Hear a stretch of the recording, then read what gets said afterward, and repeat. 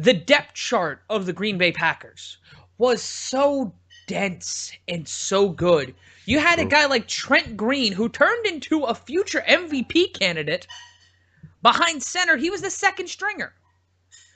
And now in the NFL, if you look at the second string, the third string, there's a significant drop-off. If you look at the New York Giants offense, I read a story on ESPN.com today. Ever since Victor Cruz went down, Odell Beckham Jr. is the best wide receiver on the Giants. He was told by the wide receivers coach, you're a veteran now. You're not a rookie. You have to start playing like that. And I think Odell Beckham, aside from everything, is up to the challenge. He's a mighty fine wide receiver. And a great haircut. Yeah, so the high top fade's coming back. Iman Shumpert has it. I just think Kid and Play should make a comeback, but I'm digressing. They didn't? Not yet. I'm waiting for House Party 7. Marvin, you wanted to talk about this. Yeah. What the hell's going on? Look, most of my professional life, most of my dream professional life was trying to make it in Major League Baseball, and obviously was never good enough to do that. Getting kicked around with teams and things like that in the minors. Well, close in baseball is like playing golf by yourself. Who cares?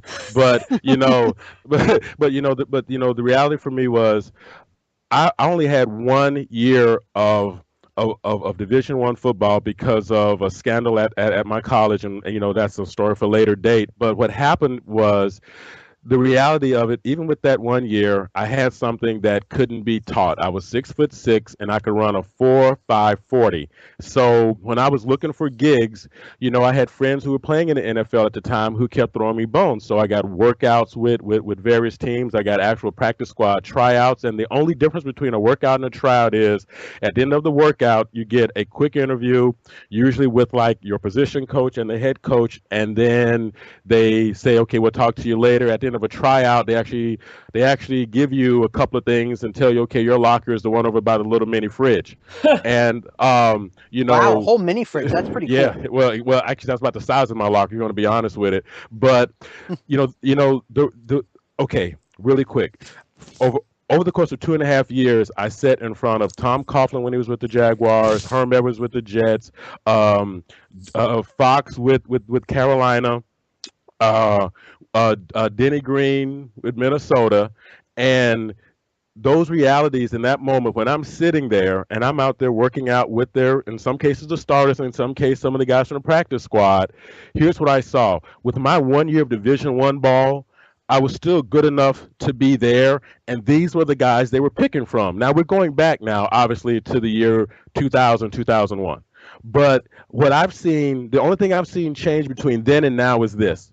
It's more money, and it's still less talent, because once you get away from the first line team, you're looking at, okay, who can we get into the squad this week and maybe get on the team for this upcoming Sunday. And sort of what's made it worse, and it was something that actually Tom brought up a couple of weeks ago.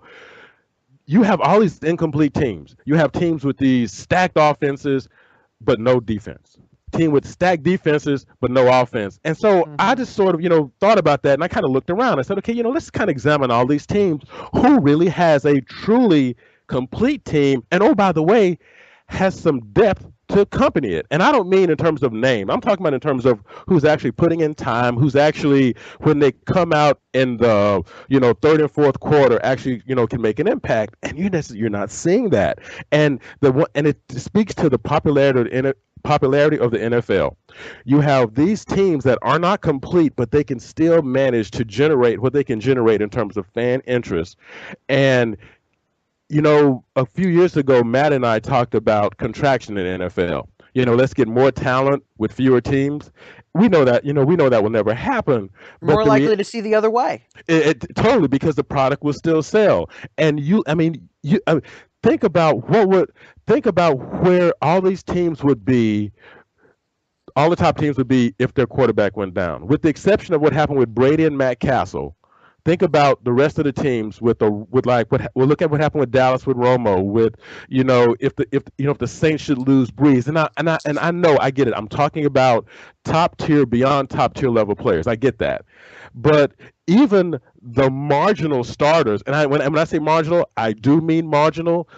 Ryan Fitzpatrick last night I mean, really, it's like it hit me that he had been in the league 10 years. Yeah. And I mean, it hit me like a brick. And I'm thinking to myself, wait a minute, this guy is starting for his, and I counted 4 teams. I forgot completely about Cincinnati. And I said, oh my goodness. So his 5th team, he's a starter. Yep. And nobody's complaining. I'm thinking to myself, there is something wrong with this pitcher. And I don't know if it's that the football on Saturday generates so much revenue without the payout problems. There's no contracts other than the coaches. Yeah. Oh, we'll get to that. That's gonna happen. Yeah. True. But then what happens when we come to Sunday football, right? We're seeing this commercialized. I don't want to say sterile product, and because that's not the word I really want to use. But I think our listeners, and I think you all kind of know where I'm coming with this. You know, the NFL is always the NFL. The shill is always the shill, and we can live on the names, but the names we live on represent less than 5% of the players on the field. Now, at one particular point, let's go back to even just the Dallas Cowboys of the 90s. Those teams, you could run off 14 names and go great. But once you get now with the way contracts are sort of, hashed out and the way the salary structure is and things like that, great, mediocre, okay, decent enough, good enough, because we need somebody that we need to pay the minimum to, because 28% of our salary is going to this quarterback or going to this running back, and then we need a wide receiver or a free safety that we can pay $600,000 to, and give him bus money for the weekend. And I'm sorry, but you see it play out with little bitty things that add up to become big things, and that's when you see that talent disparity. When you get a Dez Bryant being covered by some of the people who end up covering him, Tony Romo just does the right thing. He just flings it up all the time. The guy's a beast, and you're not going to get some third-rate cornerback covering him. And who's going to cover Megatron? Who's going to cover Andre Johnson? Even though the Steelers figured out a way to do it last night, but also those guys are also 148 years old. I'm sorry about that. But this talent disparity, I think the ultimate point about this is, for those of us who like football as the art, it takes away from the art of football. The games are still the games. The games are still good. But when you look at the art of football, gone are the days of the complete team. I don't think we're ever going to see that anymore, where you'll be able to name 7 guys from the offense and name 9 guys from the defense. I don't think we're going to see that anymore. Now people know a cornerback. Find one of your friends who can name 1 right tackle. It's just not going to happen. It's not. And it brings up an interesting thing that happened to the Redskins. And Tom, you can attest to this.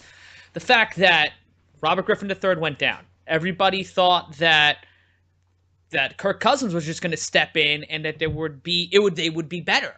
People legitimately thought that Kirk Cousins would be a better option than Robert Griffin III. Did not happen. They bring in the 3rd-string quarterback, Colt McCoy, who was a first-round overall pick and a starter in the league. Right. And he actually, I got that one wrong, man. I just pulled him up. He was a third round I'm sorry. pick. Third round. By Cleveland. Yes, no, he was a 3rd-round pick by Cleveland. I wasn't saying he was drafted by the Redskins, but either way, he was a top 10 quarterback going into that draft. Everybody was talking about Colt McCoy in that draft. That's true. He was a star in the NCAA, and he came into the league with some pretty decent expectations. Yeah, because he's supposed to be the next Drew Brees. Yeah. I think that a couple things. First, the Redskins, that is a very unusual situation, because to Marvin's point, I don't know. I mean, I would have to look at this. There might be a team with like a very, a really old veteran who's their 3rd-string quarterback who never, is even active on game day, who has starting experience. But I would be surprised if there were another team in the NFL that had 3 quarterbacks on their roster with multiple starts coming into 2014. And that's what the Redskins had. It's a very unusual situation. Great point. So the Redskins were fortunate from that standpoint that they did have some insurance. And I think part of that is obviously Washington knew that, hey, Robert Griffin III has had 2 catastrophic knee injuries.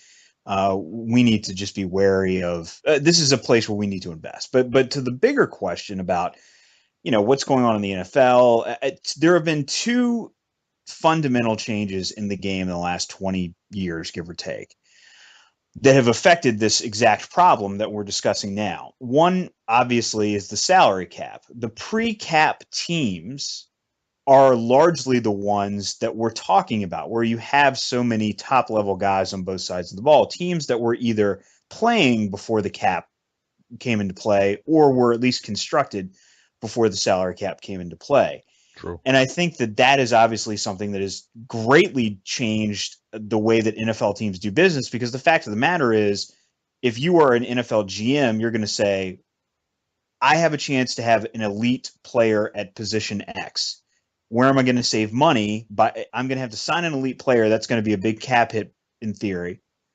Where am I going to save money? Well, backups, obviously. And you just pray that the guy's going to stay healthy. And that brings me to the other fundamental change, which is players are more injury prone.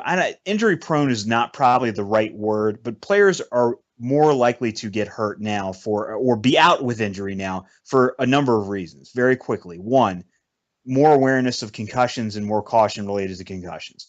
Number 2, schedule is a little screwy now. And we talked about it, I think the first week I was on the show. The Thursday night games having to play a Thursday night game following a Sunday game in the NFL is nuts. I mean, that is 2 professional football games at that level in 5 days is really demanding. I mean, playing 1 game is really demanding, but 2 in 5 days is very demanding. And the third thing simply is, and this is also one of the reasons why the concussion thing has become such an issue.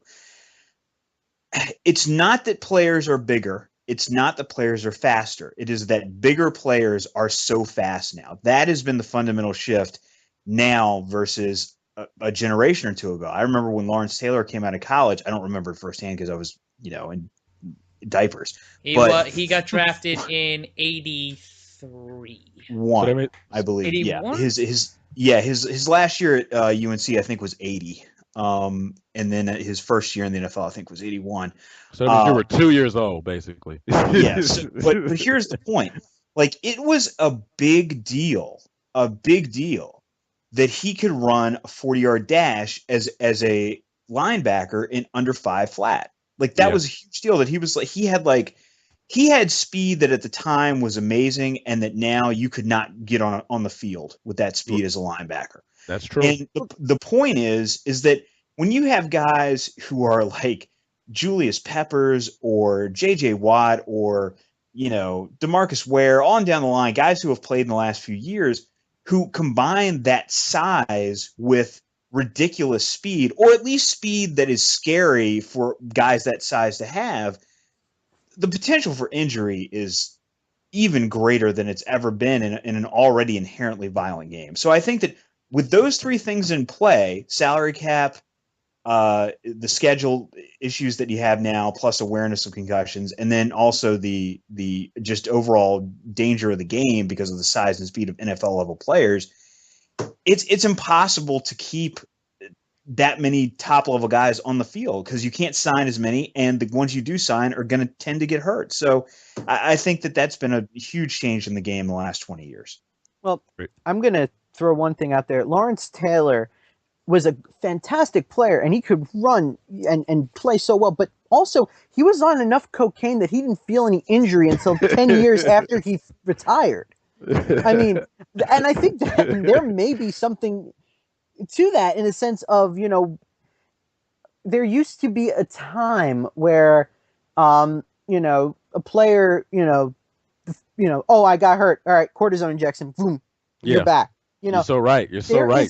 There is and for better or for worse, and I like to say from a human sense for better, but maybe from an on the field sense for worse, there's a much bigger emphasis on player safety. There's a actual belief now, oh my God, I have to live a life after I finish playing this game.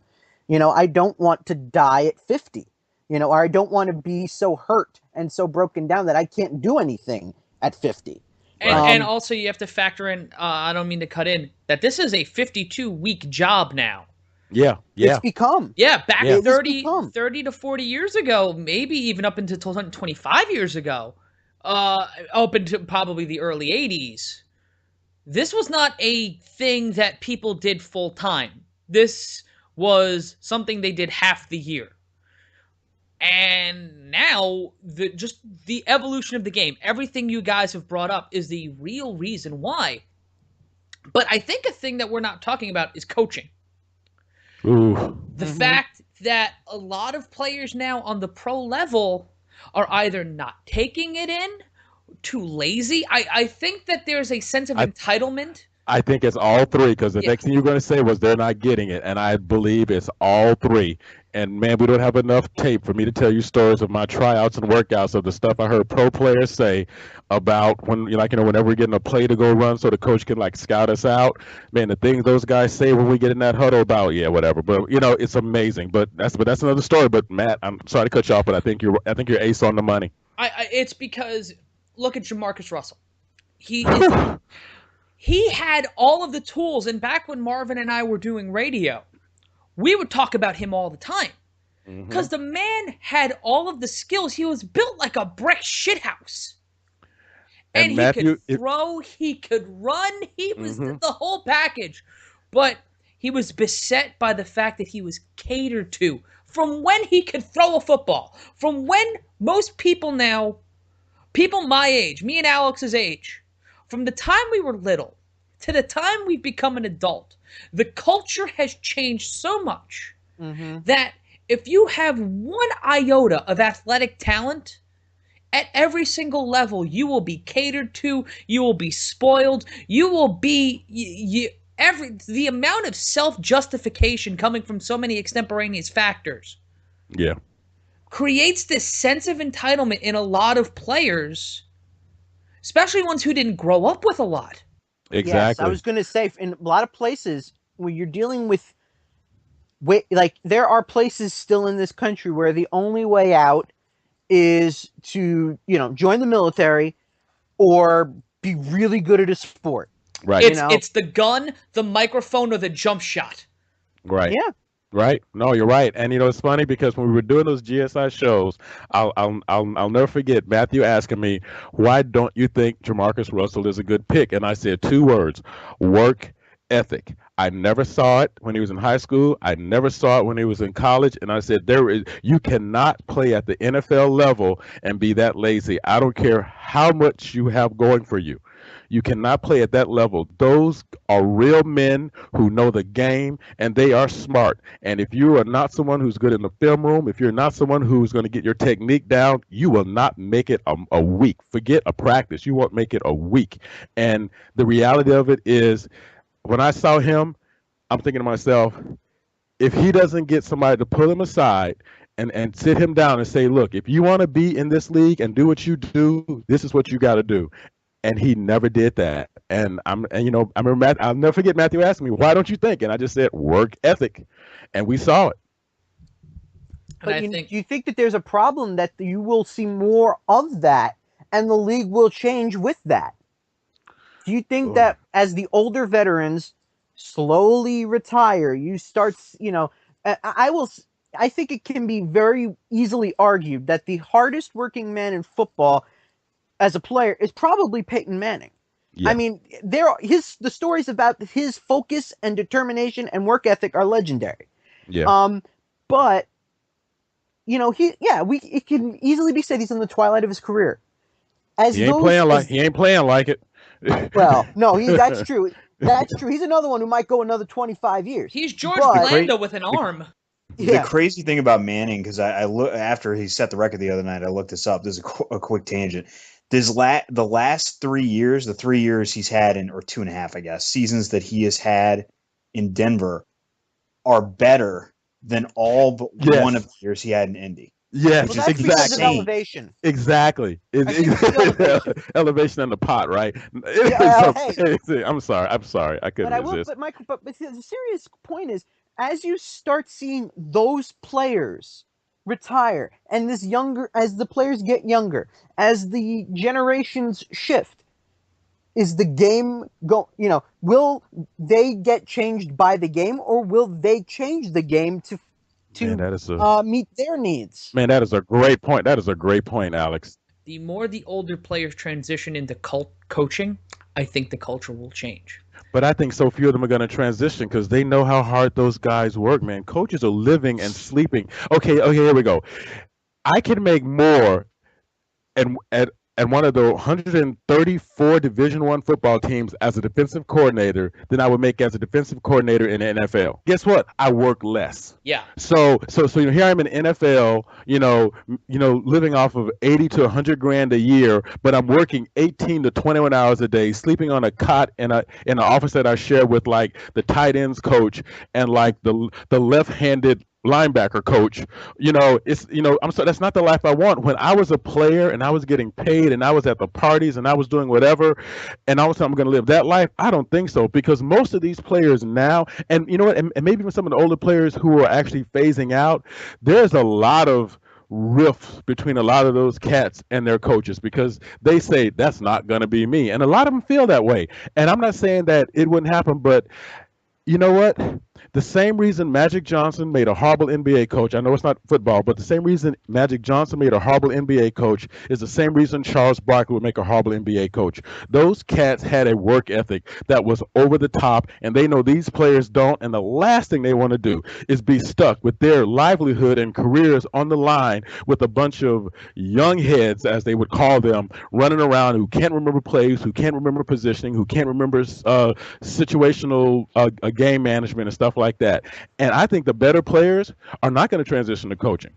I just don't see it. And I think on that note, we're gonna leave it there. I have a message from Matt. It says, "For the love of God, throw to break." Yeah, in so many words, yes. When we come back, we'll have a whole lot more of this, and we'll announce who our guest is for next week. You're listening to the 22 Weeks Podcast on iTunes, Stitcher, PlaceToBeNation.com, and 22weekspodcast.wordpress.com.